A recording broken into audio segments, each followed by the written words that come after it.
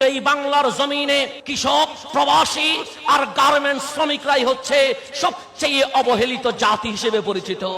আর তাদের রক্ত চুষে যারা এসি রুমে বসে কলমের কালি দিয়ে দুর্নীতি করে, তারা আমার বাংলাদেশকে দুর্নীতিতে চ্যাম্পিয়ন করেছে।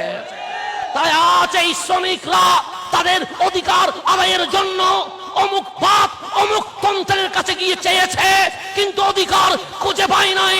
এই বাংলা নয়, বিশ্বের জমিনে সর্বপ্রথম শ্রমিকদের অবদান যিনি স্বীকার করে দিয়েছেন, উনি বিশ্বের রাষ্ট্রপতি, সংবিধান প্রণেতা, আখেরি পয়গম্বর রহমতুল্লিল আলামিন আহমদে মুজতবা মুহাম্মদ মুস্তাফা সাল্লাল্লাহু আলাইহি ওয়াসাল্লাম।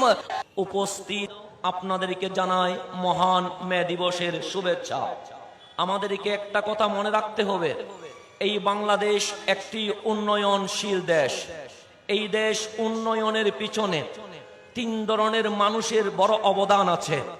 এক নাম্বার, এই বাংলাদেশ উন্নয়নের পিছনে কৃষকের অবদান এক নম্বরে রয়ে যায়। কৃষকরা চাষ করে বলে আমরা খাইতে পারি। দুই নাম্বার, বাংলাদেশ উন্নয়নের পিছনে শ্রমিকদের অবদান অস্বীকার করার কোনো সুযোগ নাই। তন্মধ্যে প্রবাসীদের অবদান অস্বীকার করলে বাংলাদেশ নিমুখ হারাম রাষ্ট্র হিসেবে প্রতিষ্ঠিত হবে। তিন নাম্বার, যাদের অবদান স্বীকার করতে হবে তারা গার্মেন্টস, দিনমজুর, যানবাহন চালিয়ে যারা আমাদের খোদার যন্ত্রণা মিটায়, তারাই এই বাংলাদেশের অবদান রাখে। এই তিন ধরনের মানুষের কারণে আজ সোনার বাংলাদেশের পথে হাঁটি হাঁটি পা পা করে এগিয়ে যাচ্ছে। কিন্তু এই বাংলার জমিনে কৃষক, প্রবাসী আর গার্মেন্টস শ্রমিকরাই হচ্ছে সবচেয়ে অবহেলিত জাতি হিসেবে পরিচিত। আর তাদের রক্ত চুষে যারা এসি রুমে বসে কলমের কালি দিয়ে দুর্নীতি করে, তারা আমার বাংলাদেশকে দুর্নীতিতে চ্যাম্পিয়ন করেছে। তাই আজ এই শ্রমিকরা তাদের অধিকার আদায়ের জন্য অমুক বাপ অমুক তন্ত্রের কাছে গিয়ে চেয়েছে, কিন্তু অধিকার খুঁজে পায় নাই।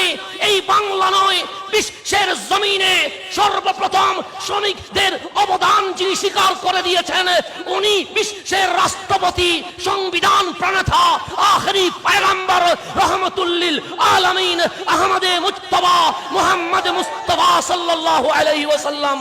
তাই আজ আমরা বাংলার আপামর শ্রমিকদের প্রতি অনুরোধ করব, যদি আপনাদের অবদান, আজ কৃষক তার অধিকার পাচ্ছে না, আজ প্রবাসী বিমানবন্দরে অপমানিত হচ্ছে, আজ বাংলার খেটে খাওয়া মানুষ রাস্তায় রক্তগুলো এমনিতে বিলিয়ে দিচ্ছে। এই শ্রমিকদের অবদান, অধিকার যদি পেতে হয়, তাহলে অন্য কোনো তন্ত্রে বা বাদে গিয়ে কোনো লাভ নাই।